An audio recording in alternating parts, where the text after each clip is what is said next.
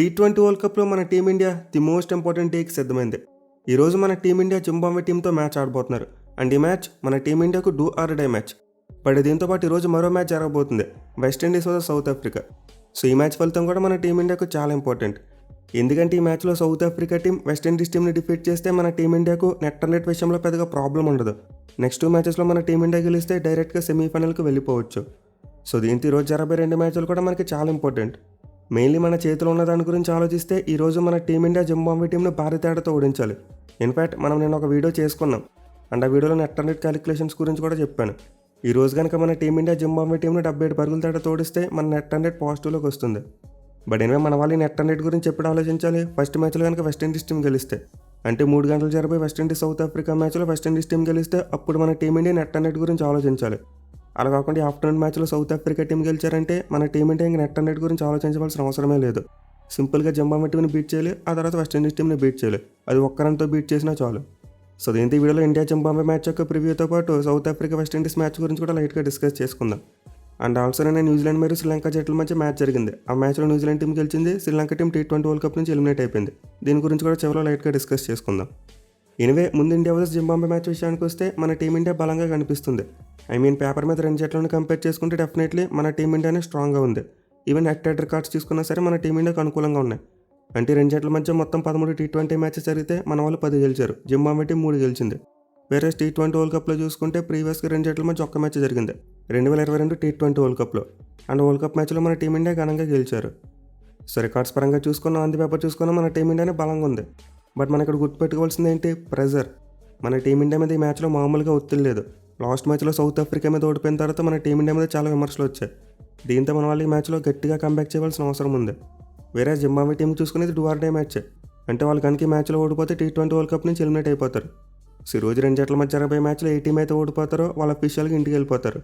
But ఈ మ్యాచ్లో ఒత్తిడి పరంగా చూసుకుంటే మన టీమిండియా మీద చాలా ఒత్తిడి ఉంటుంది.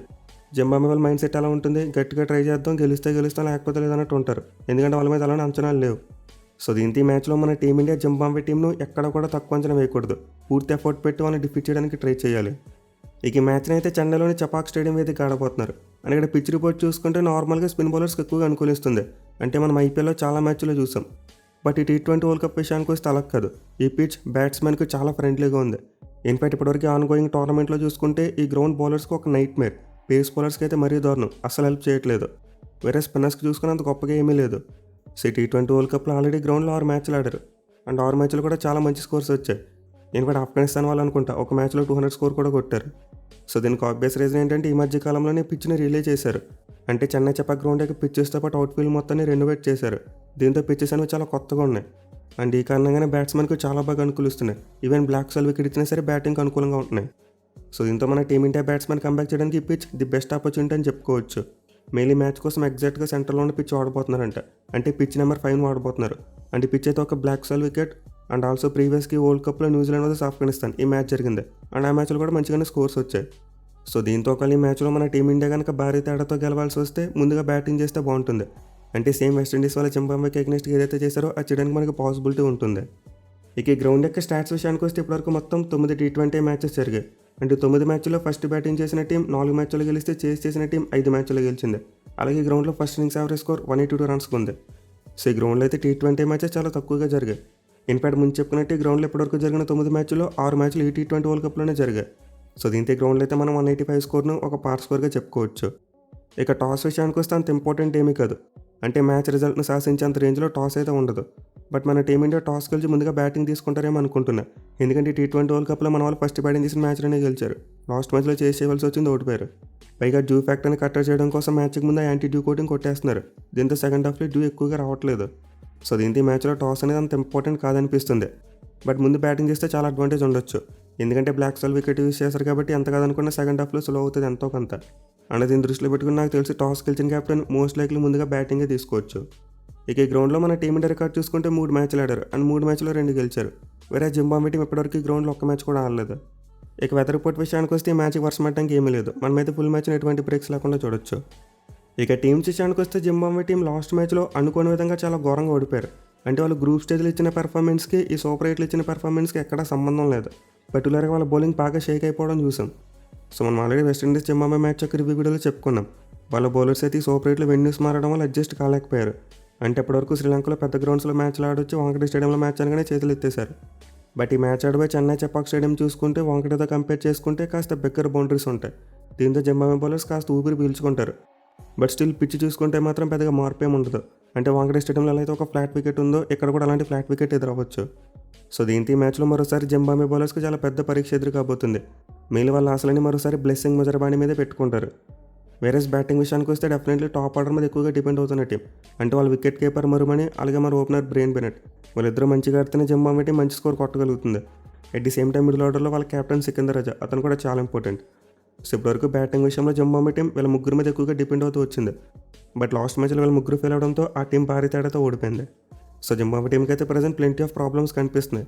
అంటే బ్యాటింగ్లో కన్సిస్టెన్సీ లేదు, అలాగే బౌలింగ్లో కూడా లాస్ట్ మ్యాచ్లో చాలా ఘోరంగా పెర్ఫామ్ చేశారు. బట్ ముందు చెప్పుకున్నట్టు ఈ మ్యాచ్లో మన టీమిండియాతో కంపేర్ చేసుకుంటే వీళ్ళ మీద చాలా తక్కువ ఒత్తిడి ఉంటుంది, ఎందుకంటే అసలు ఉండదని చెప్పుకోవచ్చు. దీంతో Zimbabwe team free mind set ఆడితే ఖచ్చితంగా మన టీమిండియాకు చాలా హెవీ కాంపిటీషన్ ఇచ్చేందుకు అవకాశం ఉంటుంది. ఇక మన టీమిండియా విషయానికి వస్తే ప్లేయింగ్ లెవెన్లో జరిగే మార్పుల గురించి నేను ఆల్రెడీ ఒక వీడియో చేసుకున్నాం. అండ్ ఎగ్జాక్ట్లో అనుకున్నట్టే జరిగేలా కనిపిస్తుంది. అంటే సంజు శాంసన్ ఓపెనర్గా ఆడేందుకు అవకాశాలు కనిపిస్తున్నాయి. అలాగే వాషింగ్టన్ సుందర్ ప్లేస్లో అక్షర్ పటేల్ టీంలోకి వస్తాడు. సో 2 మార్పులు కూడా ఆల్మోస్ట్ కన్ఫర్మ్ అయిపోయాయి. బట్ ఈ మ్యాచ్లో మన టీమిండియా ఫోకస్ చేయవలసింది ఎక్కువగా బ్యాటింగ్ మీదే. అంటే మన టాప్ ఆర్డర్ నుంచి రన్స్ రావాలి. At the same time middle ఆర్డర్లో కూడా ఫైర్ వర్క్స్ అయితే మన వాళ్ళు చూపించాలి. సో డెఫినెట్లీ మ్యాచ్లో అయితే మన టీమిండియా బ్యాటింగ్ ఆర్డర్ మారుతుంది. అంటే తిలక్, స్కై మరియు హార్దిక్ పాండ్యా పొజిషన్స్ ఇంకా కిందకి వెళ్ళిపోతాయి.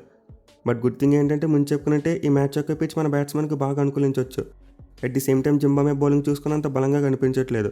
మన వాళ్ళు బ్లెస్సింగ్ ముజరబానీని స్టార్టింగ్లో పవర్ ప్లేలో జాగ్రత్తగా ఆడితే చాలు. ఆ తర్వాత జింబాబ్వే స్పిన్నర్స్ ఏమాత్రం అంత ఎఫెక్టివ్గా కనిపించట్లేదు. దీంతో మన టీమిండియా బ్యాట్స్మెన్ కనుక తనకు వికెట్ లేకుండా ఆడగలిగితే చాలా వరకు మన బ్యాటింగ్ క్లిక్ అయిపోద్ది. సో ఈ మ్యాచ్లో అయితే ఎట్టి పరిస్థితులు కూడా మన టీమిండియా టాప్ ఆర్డర్ నుంచి రన్స్ రావాలి. అట్లీస్ట్ ఇద్దరు బ్యాట్స్మెన్ అయినా సరే మంచిగా ఆడాలి. అప్పుడే మన టీమిండియాకి విజయం చాలా ఈజీ అవుద్ది. ఇక బౌలింగ్ విషయానికి వస్తే ఆబ్వియస్లీ పేసర్స్ మంచి ఫామ్లో ఉన్నారు. హర్షదీప్ సింగ్ మరియు బుమ్రా చాలా మంచి స్పెల్స్ వేశారు లాస్ట్ మ్యాచ్లో. బట్ స్పిన్నర్స్ విషయానికి వస్తే వరుణ్ చక్రవర్తి కంబ్యాక్ చేయాలి. మెయిన్లీ మ్యాచ్ తన సొంత హోమ్ గ్రౌండ్లో జరగబోతుంది. అంటే వరుణ్ చక్రవర్తి చెన్నై నుంచి వచ్చినాడే. దీంతో అతను హోమ్ ఫీలింగ్ని ఎంతో కొంత యూజ్ చేసుకుంటే ఖచ్చితంగా ఈ మ్యాచ్లో కంబ్యాక్ చేయొచ్చు. మెయిన్లీ మ్యాచ్లో తనకు తోడుగా అక్షర్ పటేల్ రాబోతున్నాడు. అండ్ అతను కూడా మనకి చాలా ఇంపార్టెంట్. ఎందుకంటే లాస్ట్ మ్యాచ్లో చూసాం జింబాబ్వే టీం యొక్క బ్యాట్స్మెన్ స్పిన్నర్స్ నాటేందుకు చాలా తడబడ్డారు. సో దీంతో మనకి ఈ మ్యాచ్లో బౌలింగ్లో అక్షర్ పటేల్ మరియు వరుణ్ చక్రవర్తి వీళ్ళిద్దరూ కీలకంగా మారుతారు. At the same time third spin bowling ఆప్షన్గా అభిషేక్ శర్మ కూడా మనకి ఇంపార్టెంట్గా మారొచ్చు.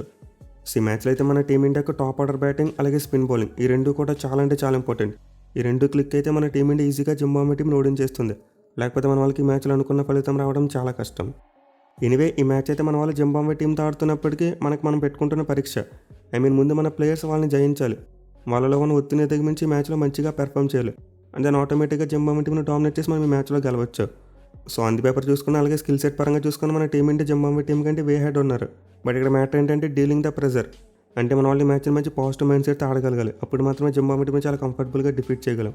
అదర్వైజ్ ఈ మ్యాచ్ మన టీమిండియాకి కాస్త కష్టంగా మారచ్చు. సో లెట్స్ హోప్ ఈ మ్యాచ్లో మన టీమిండియా గెలవాలని కోరుకుందాం. అండ్ దెన్ సెమీఫైనల్ కూడా వెళ్ళాలని కోరుకుందాం. ఇక రోజు జరగబోయే మరో match south Africa versus West Indies. ఈ మ్యాచ్ కూడా మనకి చాలా ఇంపార్టెంట్. ఈ మ్యాచ్ అయితే మధ్యాహ్నం 3 గంటలకు నరేంద్ర మోడీ స్టేడియం వేదికగా జరగబోతుంది. సో ప్రజెంట్ సౌత్ ఆఫ్రికా మరియు వెస్టిండీస్ ఈ రెండు జట్లు ఇప్పటివరకు T20 వరల్డ్ కప్లో అన్డిఫీటెడ్ టీమ్స్. అంటే రెండు జట్లు ఇప్పటివరకు వరల్డ్ కప్లో 5 మ్యాచెస్ కూడా గెలిచేశారు. దీంతో ఈ మ్యాచ్ అయితే చాలా అంటే చాలా పోటాపోటీగా జరిగేందుకు అవకాశాలు కనిపిస్తున్నాయి. పైకి రెండు జట్ల మధ్య రికార్డ్ చూసుకున్న నెక్ టు నెక్ ఉంది. అంటే ఒకసారి మనం T20లో చూసుకుంటే రెండు జట్ల మధ్య 26 మ్యాచెస్ జరిగాయి. అయితే 26 మ్యాచెస్లో సౌత్ ఆఫ్రికా టీం 12 గెలిచారు, వెస్టిండీస్ టీం 14 గెలిచారు. విచ్ మీన్స్ ఓవరాల్ రికార్డులో వెస్టిండీస్ టీంకి స్లైట్గా ఎడ్జ్ కనిపిస్తుంది. బట్ T20 వరల్డ్ కప్స్లో చూసుకుంటే మాత్రం south Africa team upper hand. మొత్తం 5 మ్యాచ్లు జరిగితే సౌత్ ఆఫ్రికా టీం 4 గెలిచారు, వెస్టిండీస్ టీం 1 గెలిచారు. కానీ ఇంట్రెస్టింగ్ థింగ్ ఏంటంటే వెస్టిండీస్ టీం గెలిచిన ఒక్క మ్యాచ్ ఇండియా వేదికగా ఆడినప్పుడే గెలిచారు. అంటే 2016లో నాగ్పూర్ వేదికగా సౌత్ ఆఫ్రికాతో మ్యాచ్ ఆడారు, ఆ మ్యాచ్లో గెలిచారు. సో దీంతో ఈ మ్యాచ్ అయితే చాలా అంటే చాలా ఇంట్రెస్టింగ్ ఉండబోతుంది. బట్ పిచ్ అడ్వాంటేజ్ చూసుకుంటే మాత్రం సౌత్ ఆఫ్రికాలో టాప్లో ఉంటారు. ఎందుకంటే వాళ్ళు ఆల్రెడీ వరల్డ్ కప్ లీగ్ గ్రౌండ్లో 4 మ్యాచ్లు ఆడేశారు. దీంతో సౌత్ ఆఫ్రికా టీం ఆల్రెడీ గ్రౌండ్లో కండిషన్స్కి బాగా అలవాటు పడిపోయి ఉంటారు. వేరే వెస్టిండీస్ టీం చూసుకుంటే ఫర్ ది ఫస్ట్ టైమే గ్రౌండ్లో మ్యాచ్ ఆడబోతున్నారు. సో ప్రజెంట్ వస్తున్న అప్డేట్ ప్రకారం చూసుకుంటే ఈ మ్యాచ్ కోసం ఒక రెడ్ సాల్ వికెట్ వాడబోతున్నారంట. అంటే పేస్ బౌలర్స్కి మంచిగా పేస్ అండ్ బౌన్స్ ఉండి వికెట్ని వాడబోతున్నారు. అండ్ దీనివల్ల అయితే డెఫినెట్లీ సౌత్ ఆఫ్రికా పేసర్స్కి బాగా హెల్ప్ ఉంటుంది. మళ్ళీ సౌత్ ఆఫ్రికా టీం యొక్క స్ట్రెంత్ వాళ్ళ పేస్ బౌలింగ్.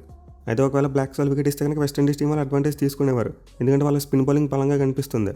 బట్ నేను ఓవరాల్గా చూసుకుంటే సౌత్ ఆఫ్రికా టీం గేమ్ ఆడుతున్నారు. అంటే వాళ్ళ టీంలో ఉన్న ప్లేయర్స్ అందరూ కూడా కంట్రిబ్యూట్ చేస్తున్నారు. Whereas West Indies team certain players మీద డిపెండ్ అవుతున్నారు. పర్టికులర్గా బ్యాటింగ్లో చూసుకుంటే ఇప్పటివరకు వాళ్ళు ఎక్కువగా షేహోప్ అలాగే హెట్మెర్ వీళ్ళిద్దరి మీద డిపెండ్ అయ్యారు. వీళ్ళిద్దరు కొడుతూ వచ్చారు, వెస్టిండీస్ టీం గెలుస్తూ వచ్చింది. బట్ వీళ్ళిద్దరు కనుక ఒకే మ్యాచ్లో ఫెయిల్ అయితే ఖచ్చితంగా వెస్టిండీస్ బ్యాటింగ్ చాలా స్ట్రగుల్ అవుతుంది. మెయిన్లీ సౌత్ ఆఫ్రికా బౌలర్స్ కనుక వెస్టిండీస్ టాప్ ఆర్డర్ని తొందరగా అవుట్ చేస్తే వాళ్ళు ఆల్మోస్ట్ మ్యాచ్ గెలిచేసినట్టే. అదే మీరు సౌత్ ఆఫ్రికా బ్యాటింగ్ తీసుకుంటే అలా కాదు, వాళ్ళ టాప్ ఆర్డర్ ఫామ్లో ఉంది. బట్ లాస్ట్ మ్యాచ్లో ఫెయిల్ అయ్యారు, కానీ మిడిల్ ఆర్డర్ క్లిక్ అయింది. బ్రేవ్స్ వచ్చి రన్స్ కొట్టాడు, మిల్లర్ వచ్చి రన్స్ కొట్టాడు, అలాగే స్టబ్స్ వచ్చి రన్స్ కొట్టాడు. సో దీంతో బ్యాటింగ్ పరంగా చూసుకుంటే సౌత్ ఆఫ్రికా టీమే నాకు కాస్త స్ట్రాంగ్గా కనిపిస్తుంది. అంటే వెస్టిండీస్ టీం దగ్గర మంచి పవర్ హిట్టర్స్ ఉన్నారు, బట్ ఆ కన్సిస్టెన్సీ చూసుకుంటే సౌత్ ఆఫ్రికాకి ఎక్కువ ఉంది. వేరే బౌలింగ్లో చూసుకున్న సౌత్ ఆఫ్రికా బౌలింగ్కే కాస్త ఎడ్జ్ కనిపిస్తుంది. మెయిన్లీ మ్యాచ్ కోసం ఆడిపోయి రెడ్ సాల్ పిచ్ ఖచ్చితంగా సౌత్ ఆఫ్రికా పేసర్స్ ఎంజాయ్ చేస్తారు. బట్ మనమైతే డెఫినెట్లీ వెస్టిండీస్ టీంను తక్కువ అంచనా వేయకూడదు. వాళ్ళు 2 టైమ్ ఛాంపియన్, పైగా ప్రజెంట్ వాళ్ళు చాలా మంచి ఫామ్లో ఉన్నారు. సో కాన్ఫిడెన్స్ పరంగా చూసుకుంటే వెస్టిండీస్ టీం యొక్క కాన్ఫిడెన్స్ స్కై రాకెట్ ఉంది. దీంతో మ్యాచ్లో డెఫినెట్లీ సౌత్ ఆఫ్రికా టీంకి హెవీ కాంపిటీషన్ ఇస్తారు. బట్ ముందు చెప్పుకున్నట్టు ఐడియల్గా చూసుకుంటే ఈ గ్రౌండ్ సౌత్ ఆఫ్రికా టీంకి అతిపెద్ద బలం. అంటే వాళ్ళు ఆల్రెడీ మ్యాచ్లు ఆడేసి ఉన్నారు కాబట్టి వాళ్ళని మ్యాచ్లో ఫేవరెట్స్ కొంటారు. సో లెట్స్ హోప్ ఈ మ్యాచ్ అయితే చాలా ఇంట్రెస్టింగ్గా జరగాలని కోరుకుందాం. మోస్ట్లీ మన టీమిండియా ఫ్యాన్స్ అయితే సౌత్ ఆఫ్రికా గెలవాలని కోరుకుంటారు. లేదు వెస్టిండీస్ టీం గెలిచినా కానీ చిన్న మార్జిన్తో గెలవాలి. అంటే ఒక 5 runs 10 runs డిఫరెన్స్తో గెలిస్తే ఆ తర్వాత మన టీమిండియాకి ఎంతో కొంత ఛాన్స్ ఉంటుంది. సో లెట్స్ హోప్ ఈ రెండు జట్ల మధ్య ఒక మంచి థ్రిల్లింగ్ మ్యాచ్ చూడాలని చెప్పి కోరుకుందాం. ఇక గ్రూప్ 2 విషయానికి వస్తే నేను న్యూజిలాండ్ టీం శ్రీలంక టీంని డిఫీట్ చేశారు. దీంతో T20 వరల్డ్ కప్కు వన్ ఆఫ్ ది హోస్ట్ అని శ్రీలంక టీం అయితే ఎలిమినేట్ అయిపోయారు అఫీషియల్గా. వాళ్ళ పక్కన ఈ మార్క్ వచ్చేసింది. సో ఇప్పుడైతే గ్రూప్ 2లో కాంపిటీషన్ న్యూజిలాండ్ వర్సెస్ పాకిస్తాన్. ఎందుకంటే వాళ్ళు శ్రీలంక టీంలో చాలా గట్టిగా గెలిచారు, 61 పరుగుల దాటితో మ్యాచ్ గెలిచారు. సో దీంతో న్యూజిలాండ్ టీం యొక్క నెట్ రేట్ చాలా పైకి వెళ్ళిపోయింది. పైగా వాళ్ళకున్న పాజిటివ్ ఏంటంటే ఇంకో మ్యాచ్ ఉంది, అంటే ఇంగ్లాండ్ టీంతో మ్యాచ్ ఆడుతున్నారు. అన్న మ్యాచ్లో న్యూజిలాండ్ టీం గెలిచినా లేకపోతే వర్షం కారణంగా రద్దు అయిపోయినా సరే ఈజీగా క్వాలిఫై అయిపోతారు. వేరే పాకిస్తాన్ ఛాన్సెస్ చూసుకుంటే వాళ్ళ చేతిలో పెద్ద గేమీ కనిపించట్లేదు. అంటే న్యూజిలాండ్ టీం ఇంగ్లాండ్ మీద ఓడిపోవాలి, at the same time Pakistan team Sri Lanka team మీద పెద్ద వికెట్ కొట్టాలి. సో మోస్ట్ ప్రాబబ్లీ గ్రూప్ 2 నుండి ఇంగ్లాండ్ మరియు న్యూజిలాండ్ ఈ 2 జట్లు సెమీఫైనల్కి వస్తాయి. ఈనాటి మ్యాచ్ విషయానికి వస్తే శ్రీలంక టీం మరోసారి కుప్పకూలిపోయింది. మిగిలిన వాళ్ళకి ఈ మ్యాచ్లో గెలిచేందుకు చాలా పెద్ద అవకాశం కనిపించింది. మిడిల్ ఓవర్స్లో అద్భుతంగా బౌలింగ్ చేసి న్యూజిలాండ్ టీంని చాలా తక్కువ రన్స్ కట్టడి చేసేలా కనిపించారు. ఇన్ఫాక్ట్ ఒక పాయింట్ ఆఫ్ టైంలో చూసుకుంటే న్యూజిలాండ్ టీం 12.1 ఓవర్స్లో 84 పరుగులు మాత్రమే చేసి 6 వికెట్లు కోల్పోయారు. అని టైంలో చూసుకుంటే మ్యాచ్ గెలిచేందుకు శ్రీలంక వాళ్ళే ఫేవరెట్స్గా కనిపించారు. బట్ ఇలాంటి టైంలో న్యూజిలాండ్ కెప్టెన్ మిచెల్ శాంట్నర్ ఒక మైండ్ బ్లోయింగ్ నాక్ కొట్టాడు. 26 బాల్స్కి 47 రన్స్ చేశాడు. మెయిన్లీ కోల్ మెక్తో కలిసి 7 వికెట్కి 47 బంతులోనే 84 పరుగుల పార్ట్నర్షిప్ బ్యాట్ చేశాడు. సో దీంతో ఒక్కసారిగా మ్యాచ్ యొక్క స్వరూపం మారిపోయింది. న్యూజిలాండ్ టీం లాస్ట్ 8 ఓవర్స్లో ఏకంగా 84 రన్స్ కొట్టారు. దీంతో వాళ్ళకి 168 పరుగులు ఒక మంచి రెస్పెక్టబుల్ టోటల్ లభించింది. సో శ్రీలంక బౌలర్స్లో చమీర మరి తీక్షణ చాలా బాగా బౌలింగ్ చేశారు. బట్ 12th ఓవర్ వరకు వాళ్ళ డామినేషన్ ఉంది. బట్ తర్వాత చూసుకుంటే కంప్లీట్లీ న్యూజిలాండ్ టీం కంబ్యాక్ చేసి డామినేట్ చేశారు. వేరే స్టేజింగ్లో చూసుకుంటే పాతునిసంక ఫస్ట్ బాల్కి అవుట్ అయిపోయాడు. అండ్ దెన్ శ్రీలంక టీం ఆడటం అక్కడే ఖాయమైపోయింది. ఎందుకంటే తర్వాత వాళ్ళ బ్యాట్స్మెన్ ఎవరు కూడా అంత మంచి ఫామ్లో లేరు. శ్రీలంక టీం వరుసగా వికెట్లు కోల్పోతూనే ఉన్నారు. సో ఫస్ట్ మ్యాచ్లో ఇంగ్లాండ్ టీంకి అగైనెస్ట్ వాళ్ళ బ్యాటింగ్ ఎలా ఫెయిల్ అయింది, ఇక్కడ కూడా same to same 20 overs batting చేసి కేవలం 107 పరుగులు మాత్రమే చేశారు, 8 వికెట్లు కోల్పోయారు. మేలు వాళ్ళ బ్యాటింగ్ చూసుకుంటే కమిన్ డిమెండిస్ మరియు దునీత్ అలాగే ఇద్దరు ఆల్రౌండర్స్ మాత్రమే కాస్త కూస్తూ చెప్పుకోదగ్గ స్కోర్ చేశారు. మిగతా వాళ్ళందరూ బిలో 15 రన్స్కి అవుట్ అయిపోయారు. సో న్యూజిలాండ్ బౌలర్స్ అందరూ కూడా కలిసికట్టుగా అద్భుతమైన బౌలింగ్ చేశారు. మేలీ మ్యాట్ హెన్రీ కొత్త బాల్తో ఒక మైండ్ బ్లోయింగ్ స్పెల్ వేశాడు. 2 ఓవర్స్లో 3 రన్స్ మాత్రమే ఇచ్చి 2 వికెట్లు తీసుకున్నాడు. అండ్ దాని తర్వాత చూసుకుంటే surprise package Rachin Ravindra 4 ఓవర్స్లో 4 wickets తీశాడు, అది కూడా 27 రన్స్ మాత్రమే ఇచ్చాయి. సో విధంగా న్యూజిలాండ్ బౌలింగ్లో మ్యాట్ హెన్రీ మరియు రవీంద్ర ఇద్దరు స్టాండ్ అవుట్ అయ్యారు. అండ్ మిగతా బౌలర్స్ చూసుకుని అందరూ కూడా చాలా పొదుపుగా బౌలింగ్ చేశారు, ఎవరు కూడా ఎక్కువగా రన్స్ సమర్పించుకోలేదు. ఇన్ఫాక్ట్ న్యూజిలాండ్ టీం నుంచి మొత్తం 7 బౌలింగ్ చేస్తే ఎవరి ఎకానమీ కూడా అబోవ్ 7 లేదు, అందరిది కూడా బిలో 7 ఉంది. అండ్ దీన్ని బట్టి అర్థం చేసుకోవచ్చు వాళ్ళ బౌలింగ్ ఎంతలా క్లిక్ అయింది అనేది. సో న్యూజిలాండ్ టీం అయితే బ్యాటింగ్లో కొంచెం అటు ఇటు అయినప్పటికీ వాళ్ళ కెప్టెన్ ఆదుకున్నాడు. అండ్ నేను బౌలింగ్ చూసుకుంటే ఒక సమిష్టి క్రూస్తో శ్రీలంక టీంని చిత్తుగా ఓడించారు. మీలా విన్ మార్జిన్ ఏదైతే ఉందో చాలా హెల్ప్ అవుతుంది న్యూజిలాండ్ టీంకి. 61 పరుగులు దాటితో గెలవడం వల్ల వాళ్ళ నెట్ అనేది విపరీతంగా పెరిగిపోయింది.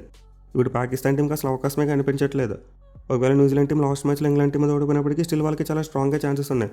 పాకిస్తాన్ శ్రీలంక టీంని ఒక 70-80 పరుగులు దాటితో ఓడించాలి. సో దీంతో ప్రాక్టికల్గా చూసుకుంటే పాకిస్తాన్ టీం కూడా ఆల్మోస్ట్ ఎలిమినేట్ అయిపోయినట్టే. ఏదైనా మెరాకిల్ జరిగితే తప్ప వాళ్ళైతే సెమీఫైనల్కి వెళ్ళలేరు. సో చూద్దాం మరి గ్రూప్ 2 నుంచి అనుకున్నట్టే న్యూజిలాండ్ టీం సెమీఫైనల్కి వస్తారా, లేకపోతే పాకిస్తాన్ టీం ఏదైనా మెరాకిల్ చేస్తుందనేది.